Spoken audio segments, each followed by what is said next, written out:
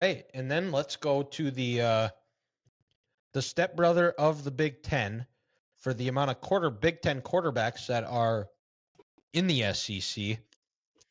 Um, we'll start in the East. It's Georgia, then everybody else. Georgia's schedule sets up very nicely for them. They have nobody in the non-conference. Their one game that I think is maybe, and I wouldn't even consider it a question mark at this point, but a game that I think is probably their best chance to lose. It is when they have to go on the road to Knoxville and play the Volunteers. But I still don't think that's going to be I still think Georgia pulls that one out, and it sets up that the East is going to be Georgia, and if not, Kirby Smart should be fired because there's way too much talent on that team to not be playing in Atlanta and having your fans bark at a team from the West. And the West, I think it's a two-horse race between Alabama and LSU. Alabama, losing the top pick in the draft and or top two or two of the three with Bryce Young and Will Anderson gone. Losing a lot of nice, really good players off that roster, but they've had the top two recruiting classes in the country the last 2 years. They're going to be a little bit young. I think you're going to see Alabama shift back more over to the older Alabama, where they're going to be more of a run-first team. There's questions at quarterback. Is it going to be Jalen Milroe or Tyler Buckner, the Notre Dame transfer? They've got a new offensive coordinator in Tommy Rees, and a new defensive coordinator as well. But I think you're going to see Alabama go back to more of their days of old, where they're going to try to pound it down your throat. They're going to run the ball. They're going to play more complementary football, and it's also because their receivers aren't as good as what we're used to seeing either. So, and LSU is I've bounced back and forth. Jaden Daniels is a little bit too inconsistent for me to really, where if we could get a consistent Jaden Daniels, I think without question LSU is the top team. But they also play Florida State to start the year. And they're going to be without their best player, who was suspended for signing autographs like a month before the NIL was enacted, which is just classic NCAA, just a joke. And a staple of Brian Kelly teams is they'll lose at least one game they shouldn't. They beat Alabama last year, great. They also lost to Texas A&M. And Texas A&M is going to be looking to bounce back too.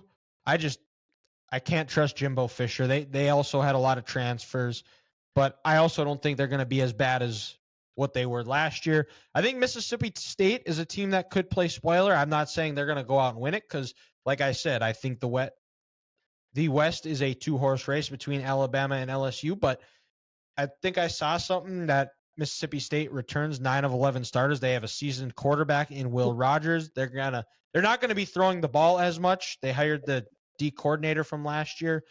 So I think Mississippi State is a team to keep an eye on, even though they've been predicted to go take last by most people in the polls. But in the end, like I said, the game's going to come down to Alabama LSU in Bryant-Denny Stadium, and I think Alabama wins this game because they are at home, and that's going to be the difference, is where they're going to have that home crowd behind them. I think Jaden Daniels is going to get a little shaky. He's going to throw the ball away or fumble it, and that's going to be the difference between winning and losing that game. And so we're back in familiar territory where it is Georgia, Alabama.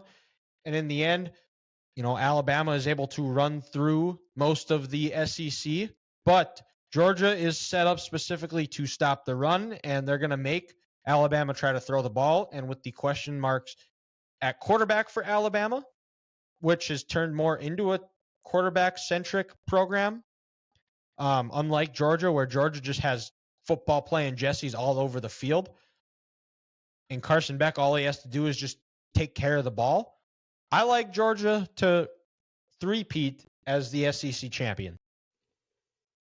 I'm not going to get in as in depth as you. Until someone beats I Georgia or Alabama, that's what we're going to go with. They're the thoroughbreds. Until someone beats them, like, you're irrelevant. You're not going to get any of my, I guess, picks. But Georgia's just so freaking good everywhere. Like they reload. They don't rebuild. Like, I know other colleges do the same thing, but Georgia's has been different the last 2 to 3 years. And I don't think this is going to be that much different. So, I mean, I think Georgia rolls as the number 1 seed into the playoff for the third straight year. Yeah, and I guess I didn't plan on going as in depth as I did. I just sometimes you just start rambling and you It just end goes. up where we ended up. Yeah. And Oh, I totally get it. I'd like to think it sounded somewhat smart, but No, it didn't sound you know, terrible. I'm not saying that. It was just you put a lot more effort in than I did. yeah. Well, and not I wouldn't even say that because I was writing out my predictions. Like because I mean you look at some of those conferences that you can kind of you can write down. Like you knew Georgia was gonna win the East. You knew Yeah. it's a 2-horse race. So like that one was easy, and when it came down to it, I think, like I said, Alabama's at home for this game. I think that's going to be enough for Alabama to win it.